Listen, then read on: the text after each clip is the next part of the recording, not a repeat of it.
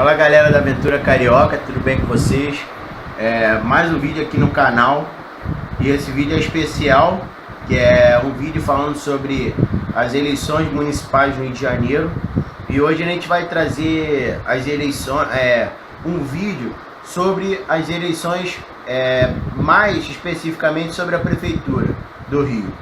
Porque essa eleição é histórica, né? Pela primeira vez o tempo na lei eleitoral foi reduzido aos candidatos, foi mais uma candidatura mesmo boca a boca, né? E a gente teve poucos momentos que houve alguma coisa, perguntas e tal, só mesmo no debate não, na entrevista que ocorreu na Globo, né? No RJ primeira edição.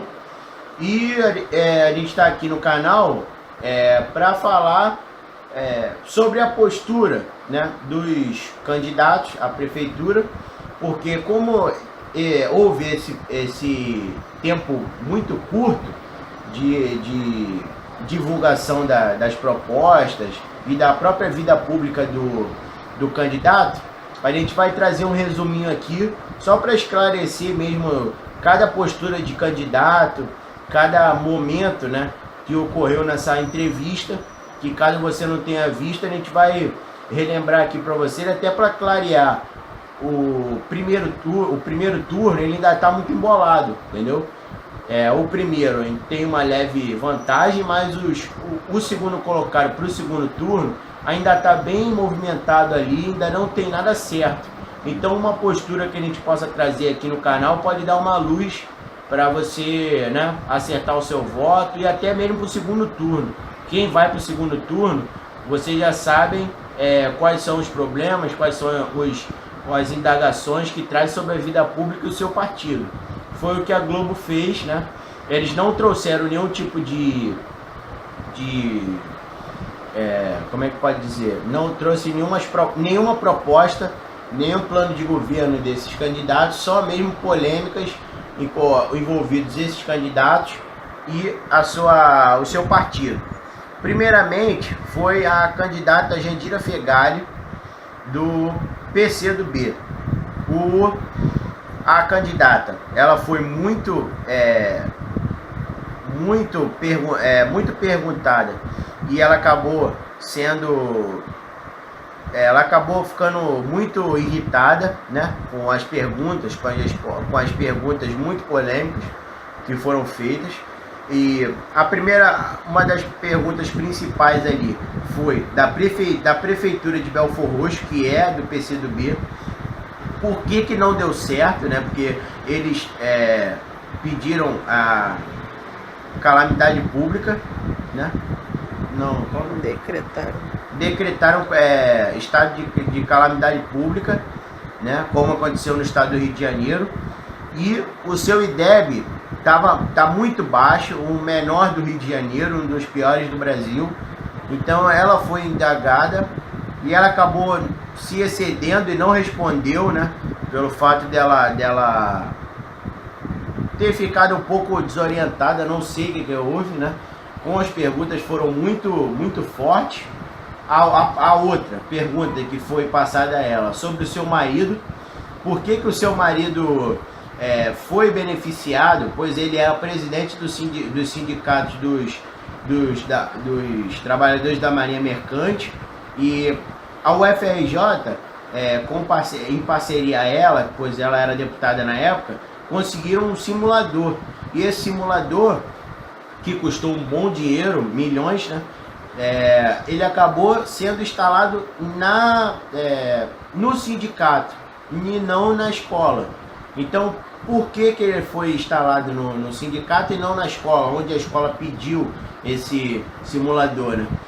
E acabou indiretamente ajudando o seu marido, que era marido na época, ela disse que era ex-marido. Então essas perguntas acabou balançando ela. E a última, para fechar sobre essa entrevista, foi a do seu restaurante em Copacabana. O seu restaurante foi vendido, né, passado por uma outra pessoa, e alguns funcionários foram à justiça para pedir seus direitos, e ela deixando em falta todo tipo de justiça, né, que dava a ela ser a chefe, a dona. Ela passou os trabalhadores para o outro, sendo que ela não deixou nenhum tipo de solidariedade a essas famílias. A resposta dela a essa pergunta foi que ela não poderia passar sobre a lei, pois a lei ela dava esse direito ao dono, né, que vende e passa para o outro. Mas como o lema da política dela é direito aos trabalhadores, ela vai olhar com outros olhares, um outro olhar, quer dizer, aos trabalhadores, ficou meio que, né, em vão essa parte, né, e ela acabou sendo quase que massacrada nessa entrevista. O segundo candidato foi o Marcelo Freixo, do PSOL, onde a entrevista dele foi bem interessante. Ele, com muita tranquilidade, muita serenidade, como poucas pessoas haviam visto, né? Eu mesmo nunca tinha visto nenhum tipo de intervenção dele. Ele foi bem tranquilo, bem sereno nas suas respostas. Ele foi indagado sobre a prefeitura de Itaocara, onde o PSOL é vigente nesse momento, né? Então ele foi indagado sobre Itaocara, que teve corrupção na sua prefeitura, onde esse nível de 0 a 10 ficou em 1,1 o índice. Então ele foi perguntado sobre isso e falou que o prefeito de lá era um homem muito simples, que sofreu muitas coisas, né? Então ele também saiu meio que em aberto nessa pergunta, mas ele foi também questionado sobre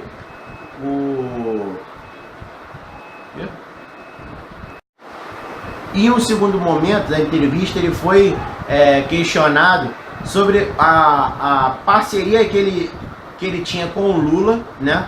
Que ele apoiava o Lula, era do PT, e ele acabou saindo. E em 2000, eu não sei se é no segundo mandato do Lula ou no primeiro mandato da Dilma, ele acabou dando apoio ao Lula, ao PT, mesmo sabendo de toda a Lava Jato, de todo o Petrolão, né, de todas as corrupções. Aí ele disse, né, que no primeiro turno dessas eleições, a Luciana Genro era a sua candidata, era a candidata do PSOL, então ele não apoiou o PT. Aí, como no segundo turno era veto e voto, ele acabou apoiando o Lula, mas mesmo sabendo de tudo, né, ele confirmou que ele apoiou o Lula, mesmo sabendo dos escândalos do PT e de tudo que aconteceu, né? Então ele acabou declarando isso na entrevista, né, que ficou meio chato para ele, porque ele saiu do PT com a desculpa de que ele estava com a ética, né? Que ele saiu porque soube de toda a falcatrua do PT, de todas as corrupções, e mesmo assim ele acabou apoiando. Então,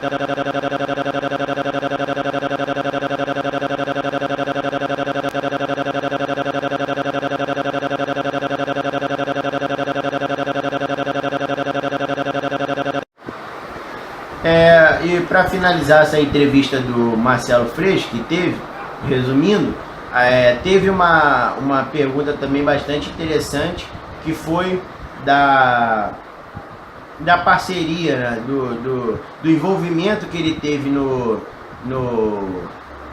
na eleição, que ele foi eleito deputado estadual, de uma empreiteira, que essa empreiteira pagou, né, doou o dinheiro para ele, e ele acabou sendo eleito, e essa empreiteira foi a que tirou o pessoal do autódromo daqui do Rio de Janeiro.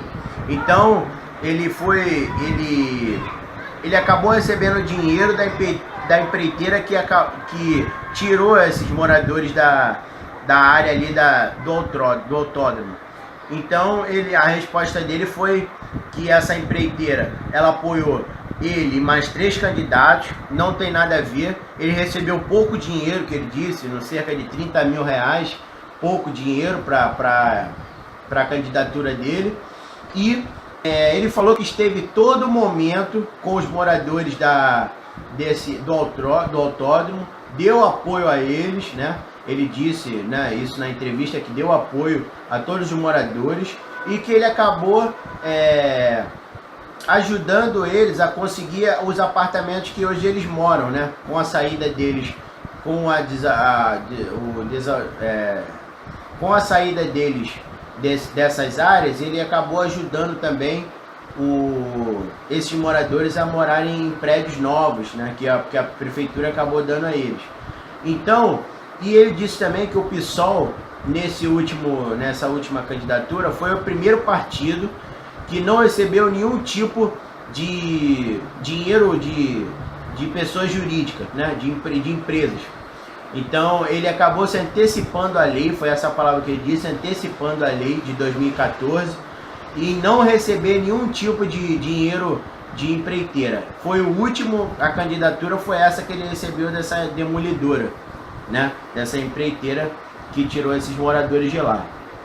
Então foi uma entrevista bem tranquila e bem esclarecedora para os eleitos dele, e para quem não vai votar nele, a gente acabou sendo bem esclarecedor. O outro candidato que foi a entrevista foi o Pedro Paulo, do PMDB. O Pedro Paulo, ele... Não foi não.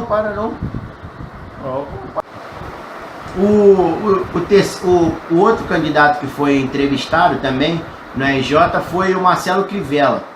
O Marcelo Crivella, do PRB, também foi bastante perguntado sobre o seu tio, Edir Macedo, né, da Igreja Universal, que acabou sendo meio que nada a ver, porque a resposta dele foi que ele já era cristão evangélico desde muitos anos antes da Universal. Então ele não tem nenhuma ligação sobre política e religião. A palavra dele foi essa: eu não misturo política com a religião. Então foi bem polêmica nessa pergunta, pois ele falou que no jornal do dia, né, que ele foi entrevistado, ele falou que ele tem orgulho de ser chamado da Universal, e ele acabou dizendo que ele não mistura política com religião. Então, né, foi esses dois esclarecimentos que ele deu. Ele falou também, ele foi perguntado sobre o papel dele no governo do Lula, né?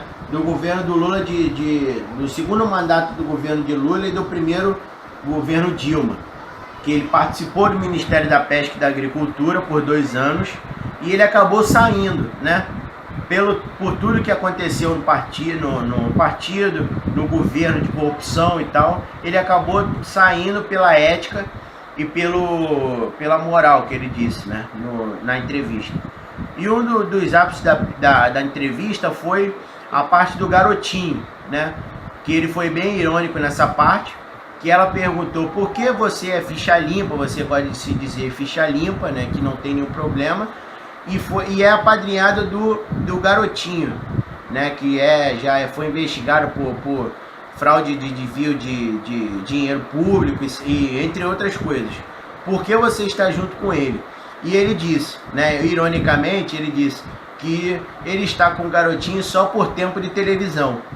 Ele disse, né, que o garotinho não pediu nenhum tipo de cargo público para ele, né, esclarecendo essa dúvida aos eleitores, e também disse que ele só trabalha com ficha limpa. Então ele não pegou a figura do garotinho para trabalhar, mas sim para usar o tempo de televisão que o partido do garotinho tem, né? O partido do garotinho 22. Então ele acabou usando o garotinho para isso. Ele disse na entrevista. E ele falou que a única pessoa garotinho é a Clarissa Garotinho, que está sendo eleita como vereadora, né? Foi um debate bem tranquilo também, né? Ele respondeu com clareza as perguntas e com certeza ele esclareceu muito os seus eleitores e os não eleitores que estavam em dúvida, né, em relação a ele. O outro candidato foi o Pedro Paulo do PMDB. O Pedro Paulo, ele foi um debate bem interessante, porque ele esclareceu coisas que a gente está vendo hoje, como a corrupção no PMDB.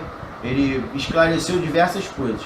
Sobre a corrupção no PMDB, ele disse que o Eduardo Cunha, ele foi perguntado sobre Eduardo Cunha, sobre Sérgio Cabral, sobre diversas pessoas que estão na Lava Jato e denunciados hoje do seu partido. E ele respondeu com bastante clareza. Ele disse que ele acredita no direito de defesa, né, de todos, e ele falou que a ética é um valor individual. Então, a ética sendo um valor individual, cada um tem que, né, tomar sobre si sua ética e acreditar no direito de defesa de cada um, para que eles consigam, né, esclarecer tudo que está escondido. Foi a resposta dele. Sobre o governo, né, do PMDB, que está a Mariana, a entrevistadora, perguntou a ele sobre os 13 anos que o PMDB passou na prefeitura e no governo até hoje, e por que ele merecia esse voto de confiança da população para que ele pudesse ser eleito novamente, o PMDB ser eleito novamente. Ele disse que algumas das propostas que ele traz propostas de longo, médio e longo prazo. Então o partido precisa de mais uma legislatura, né, de uma eleição, para continuar dando trabalho e dando prosseguimento a todos os projetos, dando continuidade a todos os projetos políticos do partido, e dando também a entender que os outros candidatos não tinham competência e não iam continuar os seus projetos que o PMDB estava fazendo, né? Ele deu a entender isso na resposta que ele fez, que ele deu. Então, ele também foi indagado sobre a violência contra a sua mulher. Ele, como ele disse, ele teve uma oportunidade de esclarecer aquilo tudo, que em primeira instância o juiz absolveu ele, ou seja, ele está livre, né, de qualquer culpa, ou seja, declarando que ele não teve nada a ver, ele foi inocentado do caso. E também ele foi indagado sobre a 100% da frota de ônibus com ar-condicionado. Também foi uma pergunta da entrevistadora a ele, perguntando por que o Rio de Janeiro ainda não foi, né, 100% climatizado os ônibus, e por que ele não está respeitando o decreto de lei do Poder Judiciário, né, que diz que até esse final desse ano todos 100% dos ônibus do Rio de Janeiro deveriam estar climatizados. E ele disse que está recorrendo a essa questão, né, no STF, porque é impossível, é inviável fazer até o final desse ano, pela verba e por tudo, né? E no seu programa de governo estava dito que ele ia fazer até 2018, né? No seu programa de governo, projeto de governo, e ele e o Eduardo Paz disseram que era até 2020, porque era inviável também em 2018. Então ele foi aumentando esse período, né, até 2020. Ele esticou quase 4 anos para os empresários, né, para ter a oportunidade dos empresários investir. E essa foi uma outra indagação. Por que você está esticando esse prazo para os empresários e não está vendo o decreto da justiça sobre esse 100% e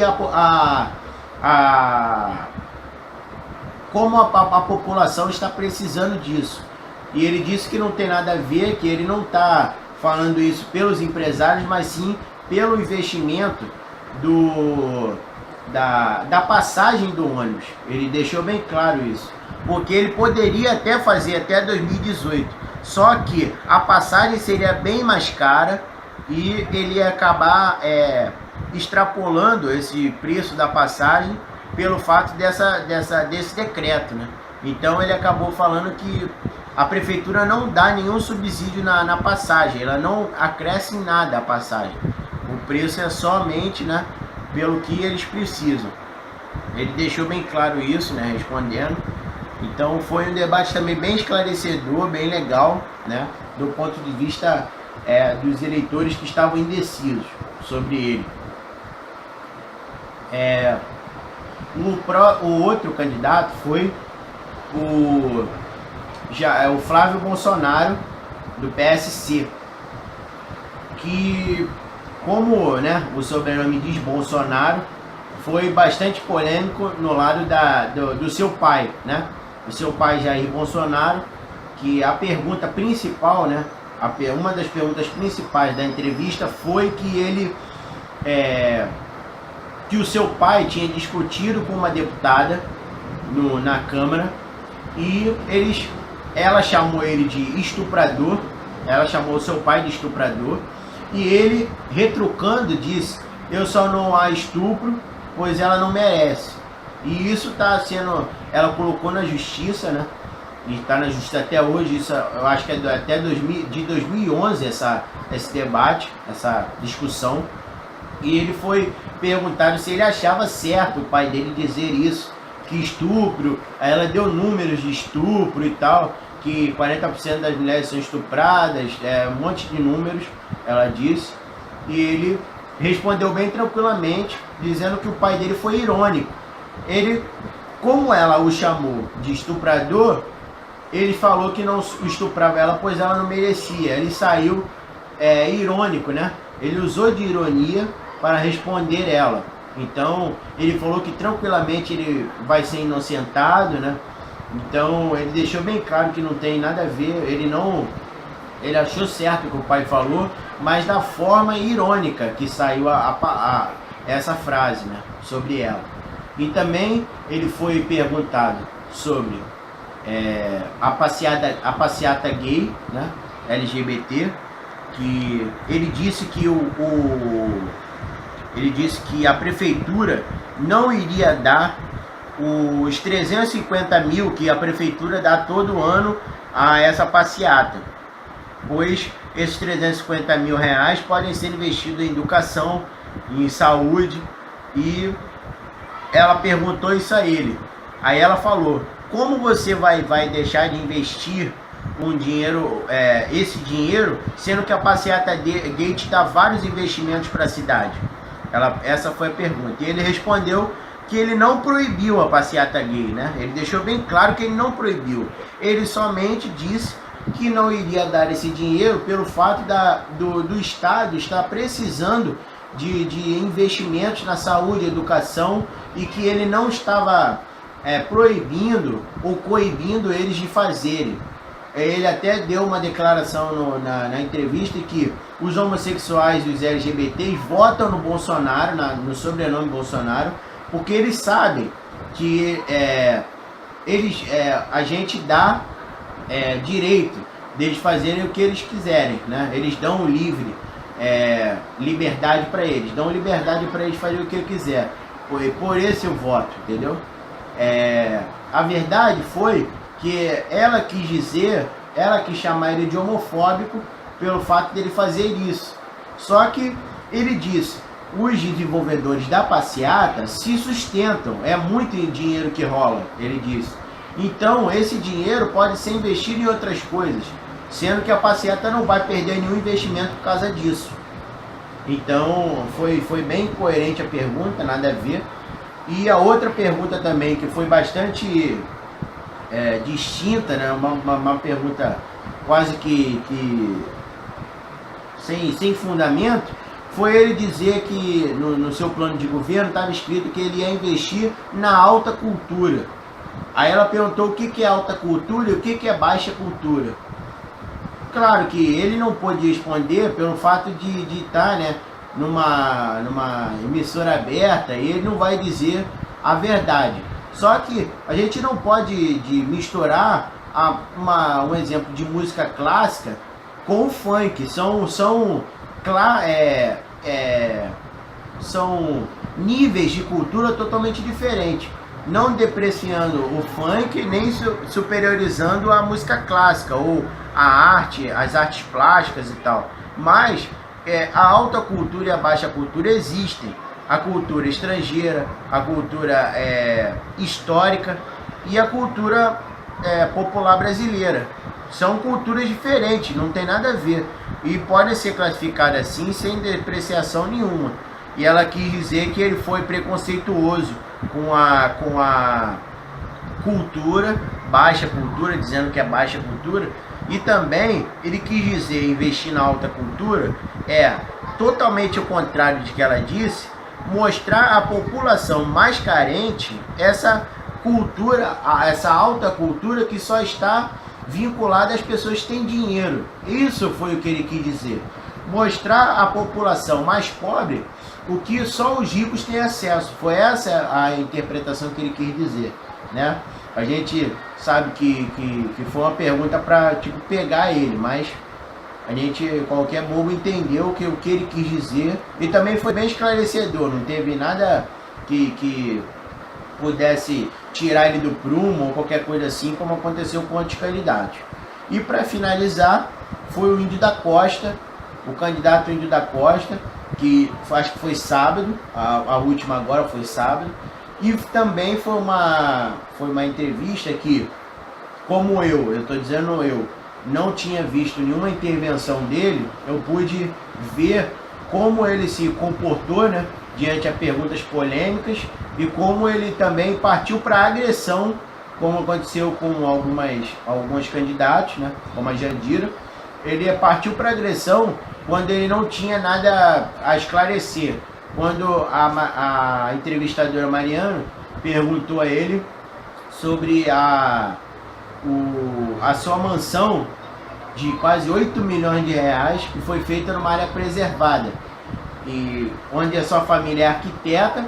Então, quis dizer que por ser arquitetos famosos, eles pudessem fazer qualquer coisa ou passar por cima da lei. Então, o Ministério Público mandou diversos decretos a ele para que ele fizesse muros, que ele fizesse intervenções no terreno, e ele disse que fez tudo, mas ele ainda está tendo intervenções da prefeitura, pois ele não poderia ter feito o terreno daquele jeito que ele foi feito, né? Então ele foi bem incisivo nas respostas, ele já estava de saco cheio, né? Então ele já partiu para mais um pouquinho de... O último candidato que foi entrevistado agora sábado, né, foi o deputado Índio da Costa, que na sua entrevista ele foi bastante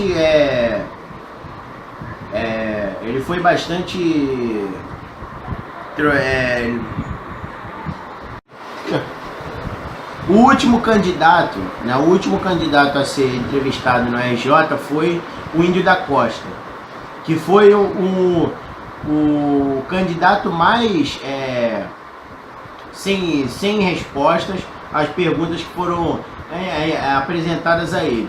Foi um candidato bem truculento nas palavras, ele não conseguiu responder às perguntas que foram feitas a ele.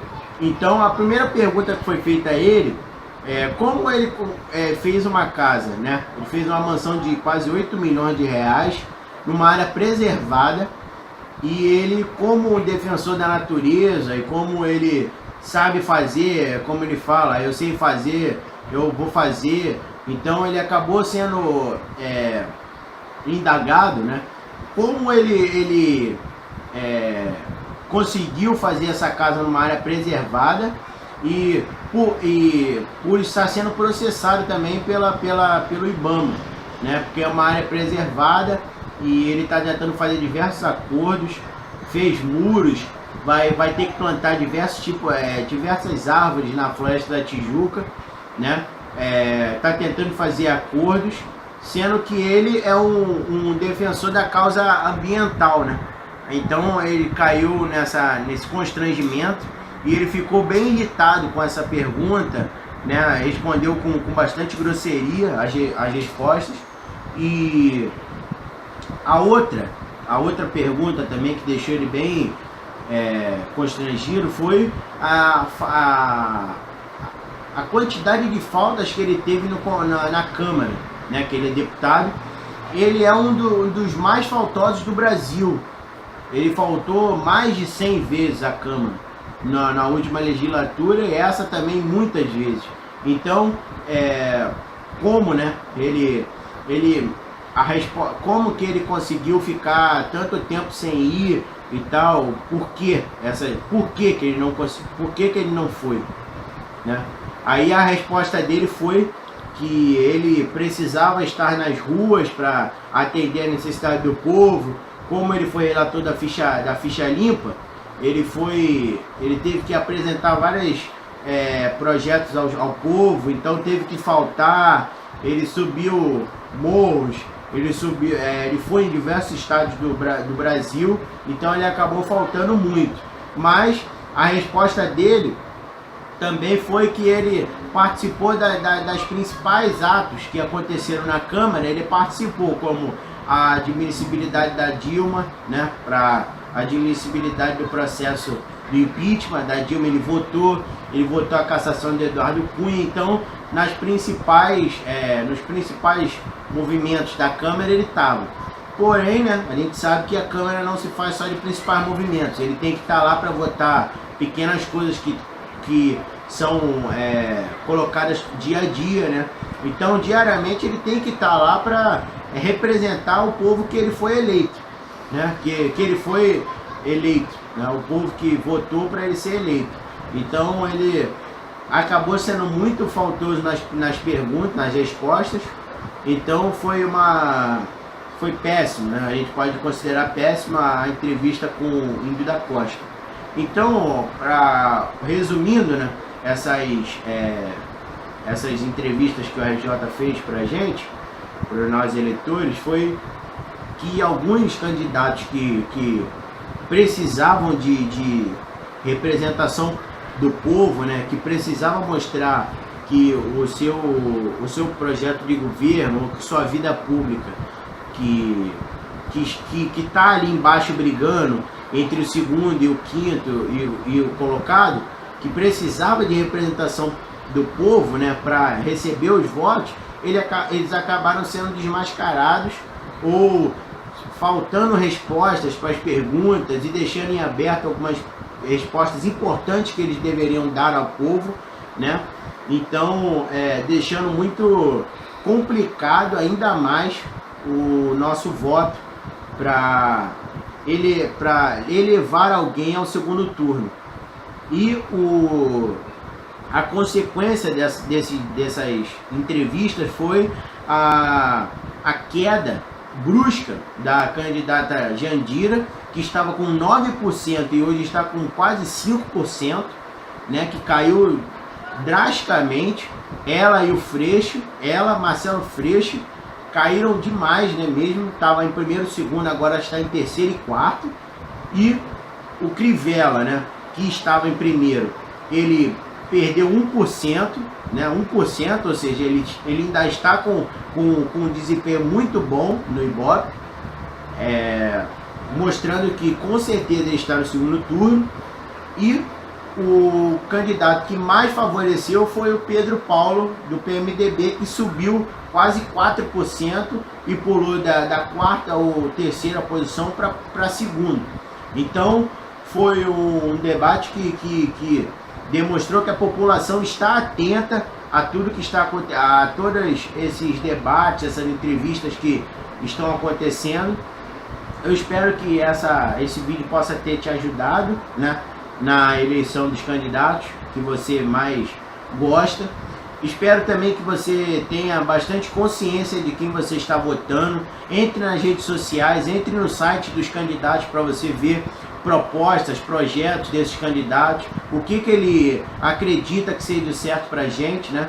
Você tem que olhar antes de votar, sempre estar olhando o Ibope para ver quem está em segundo, quem está em terceiro, para ter uma ideia de como a população, né, está representando, né, nas urnas.